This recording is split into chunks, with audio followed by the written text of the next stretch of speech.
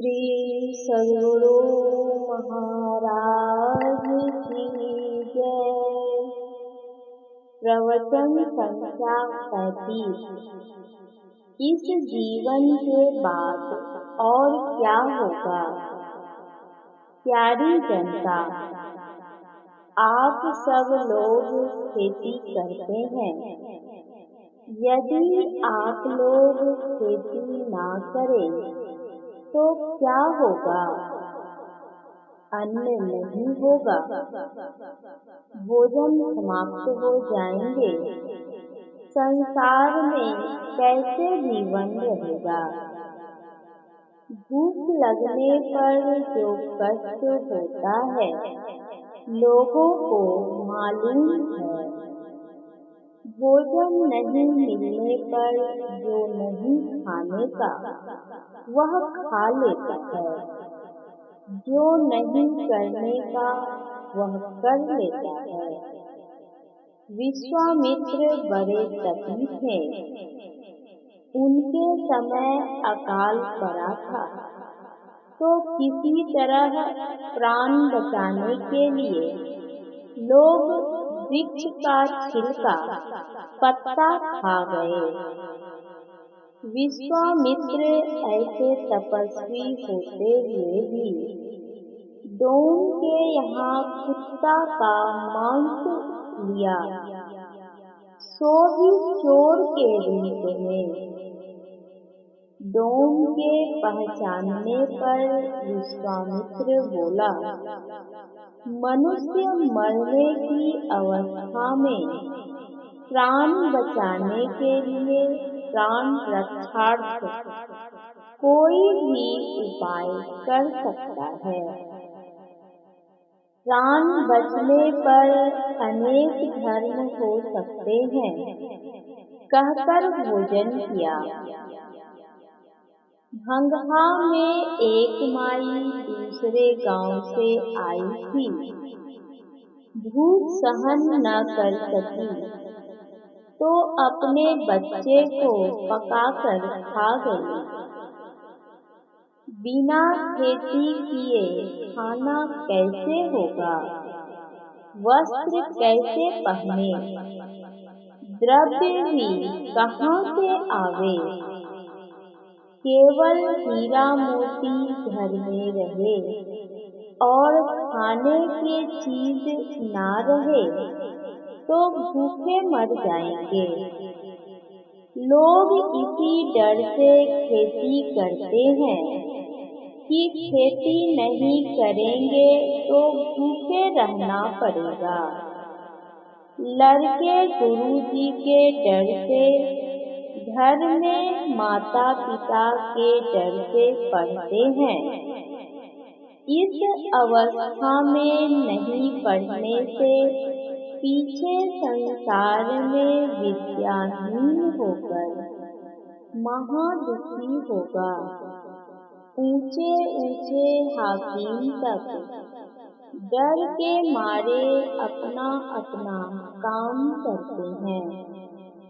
ठीक ठीक काम नहीं करने से पद से नीचे गिरा दिए जाएंगे, बदनामी होगी। इस प्रकार अपने जीवन में सुख से रहने के लिए लोग डर के मारे प्रबंध किया करते हैं। जो अपने लिए सुप्रबंध नहीं करते वे दुखी रहा करते हैं। डर बहुत बड़ी कड़ी छड़ी है। डर से लोग संसार का प्रबंध करते हैं सुखी रहने के लिए। यह भी डर रखो कि इस जीवन के बाद और क्या होगा। केवल शरीर को जला देने से ही काम समाप्त नहीं होता। शरीर छूटने पर वह अपने कर्म के अनुकूल लोक में जाते हैं। पितृलोक, ब्रह्मलोक या नरक, जैसा कर्म किया है उसके अनुकूल फिर उसको भोग कर इस संसार में आता है। गाड़ी की पहिया के समान उलट पुलट होता रहता है। प्रत्येक बार के जन्म में दुख सुख होता रहता है। ब्रह्मा के धाम में जाओ तो भी कर्म फल नहीं छूटता। इस प्रकार आवागमन का कष्ट लगा रहता है। सब सुकर्म या सब दुष्कर्म ही किसी से हो संभव नहीं। सब कुछ न कुछ सुकर्म और दुष्कर्म करते हैं। आदमी कर्म से ही बुरे या भले का संग करता है। सुकर्म करके लोग स्वर्ग जाते हैं, किंतु सब दिन वहाँ रहना नहीं होता। संसार में एक जीवन के लिए प्रबंध करते हैं, किंतु इस एक जीवन के बाद फिर क्या होगा, इसके लिए भी करो। निधरक बैठा नाम बिनु, चेती न करे पुकार। यह तन जल का बुदबुदा, बिन सत नाही बार। पाँचों नौबत बाजती, होत छठी सो राग। सो मंदिर खाली पड़ा,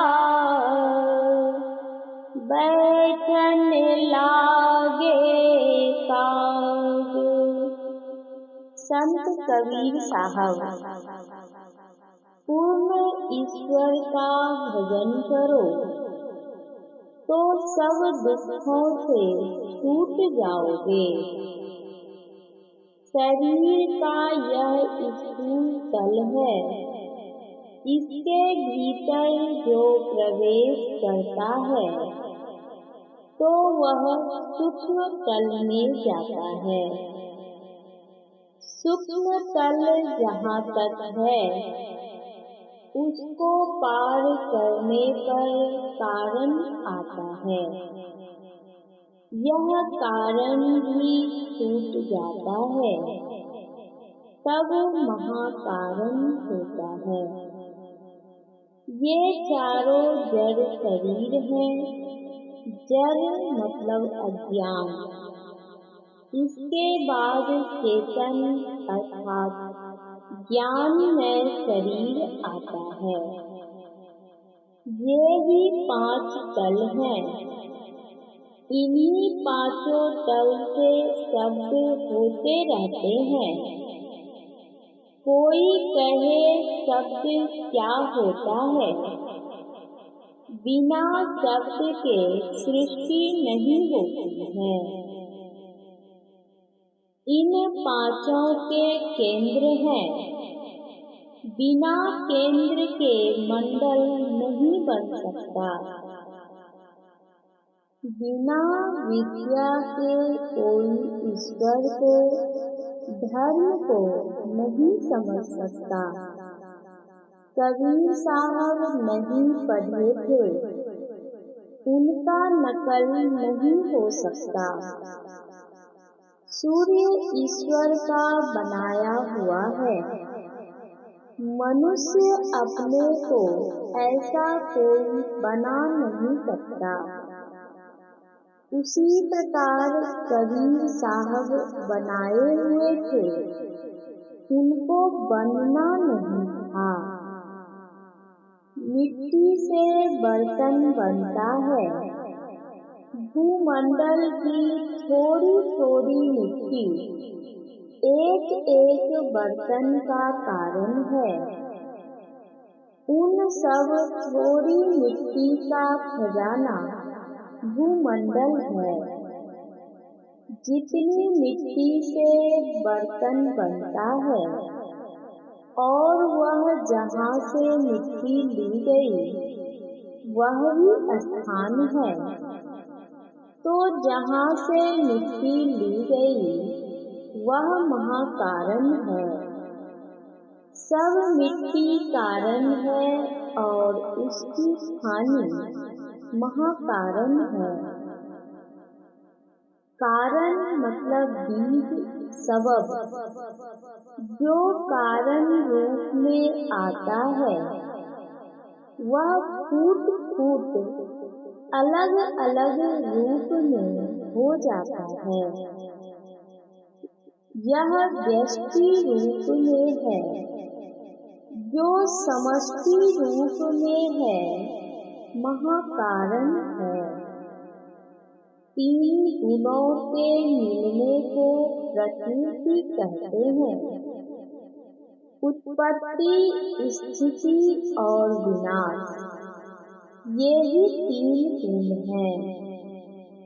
उत्पन्न करने की शक्ति रजोगुण, पालन करने की शक्ति सतोगुण, विनाश करने की शक्ति तमोगुण है।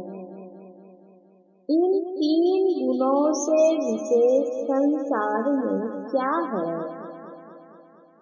संसार में यही तीनों गुण काम करते हैं।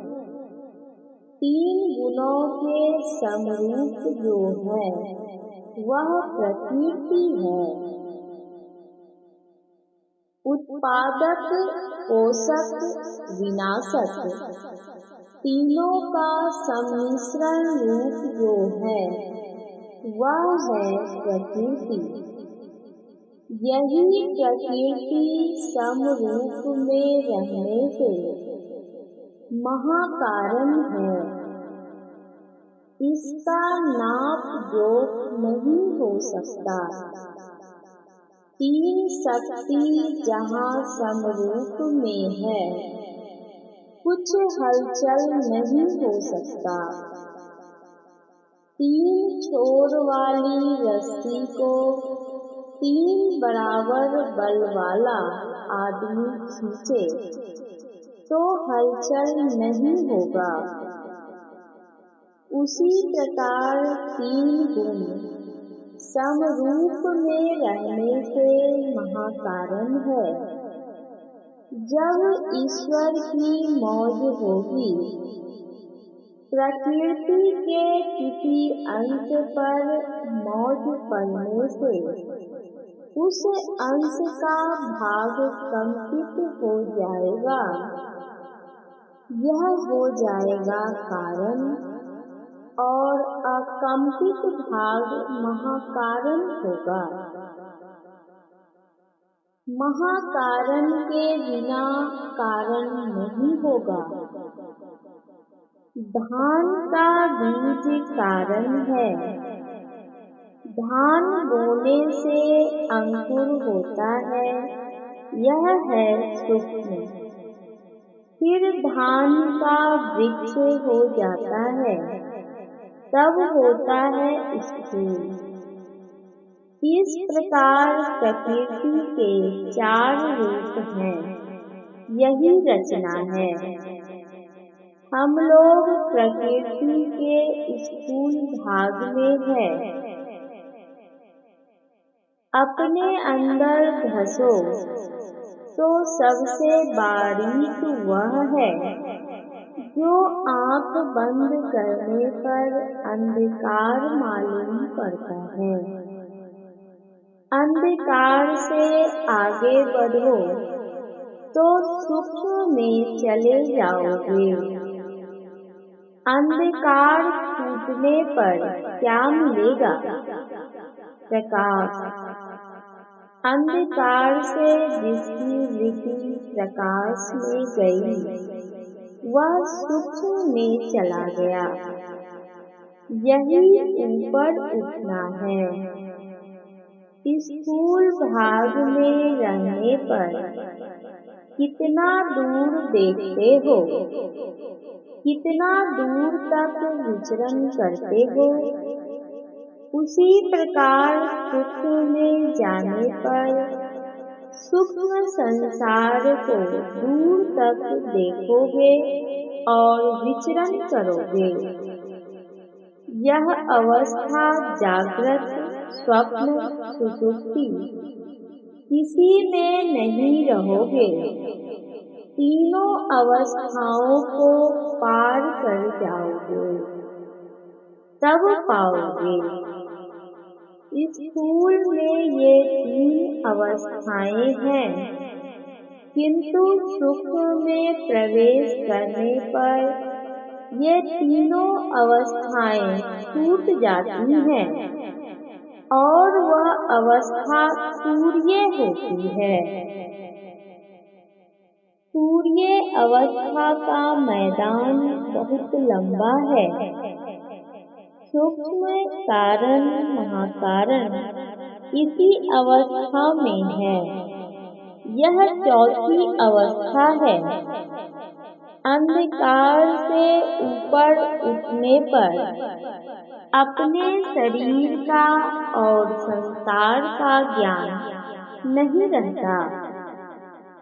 इस शरीर के भी 5 दर्जे हैं और संसार के भी 5 दर्जे हैं। हम लोग जिसमें घूमते फिरते हैं, कहाँ? शून्य में। स्थूल आकाश बाहर में भी है और आपके अंदर में भी है। शून्य सूक्ष्म है। सूक्ष्म स्थूल में स्वाभाविक समाया हुआ रहता है। शरीर स्थूल है, इसमें शून्य का समाना स्वाभाविक है। लोहा जो ठोस है, उसमें भी शून्य है।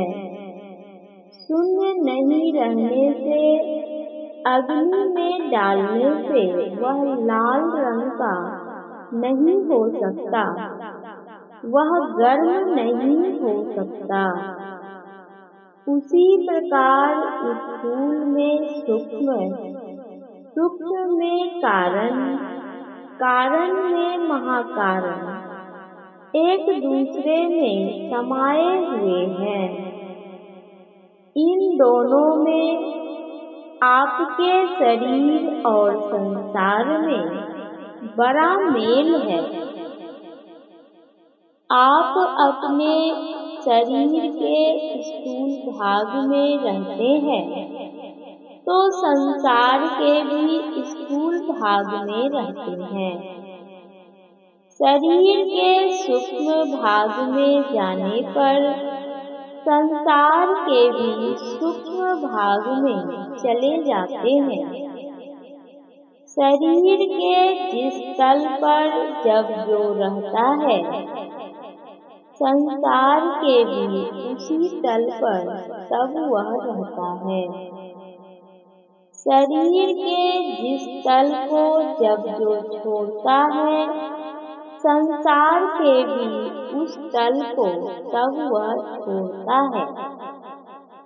जिह्वा में चेतन रहने से मिश्री मीठी मालूम होती है। स्वप्न में जिह्वा से समेटकर भीतर में प्रवेश करता है, तब उसमें मिश्री मीठी नहीं लगेगी। क्यों? स्थूल मिश्री और स्थूल जिह्वा भी है, किंतु चेतना सिमट कर जागृत से स्वप्न में चली गई है। इसलिए स्थूल मिश्री का ज्ञान नहीं होता है। सृष्टि कंपमय है, बिना हिल डोल के कुछ नहीं होता है। पहाड़ बढ़ता है और सरता भी है, यह भी कंपन ही है। शरीर बढ़ता घटता है, बिना कंपन से घटना बढ़ना नहीं हो सकता। कंपन में शब्द अनिवार्य है। 5 नौवत के 5 केंद्र हैं, पांचों में शब्द होते हैं। जिस मंडल में रहते हो, उस मंडल के शब्द का ज्ञान छोटा है। पांचों मंडलों के जो शब्द हैं, वह नौवत है। नौवत खुशहाली में बजाया जाता है। इस अंदर की नौवत में भी बहुत मीठा शब्द होता है। शब्द में अपनी ओर आकर्षण करने का गुण है। अपने उद्गम स्थान पर खींचता है। अपने अंदर रहकर सूक्ष्म मंडल का जो शब्द सुनेगा, उसको क्या होगा? सूक्ष्म के केंद्र में उसकी वृत्ति चली जाएगी। दूसरी बात है, ऊपर का शब्द नीचे दूर तक आता है, नीचे का शब्द ऊपर दूर तक नहीं जाता। इसलिए सूक्ष्म के केंद्र पर पहुँचने पर कारण के शब्द को पहचानना, सुनना संभव है। इसी प्रकार कारण के केंद्र पर पहुँचने पर महाकारण के शब्द को पकड़ना संभव है और महाकारण के केंद्र पर पहुंचकर कैवल्य के शब्द को सुनना संभव है।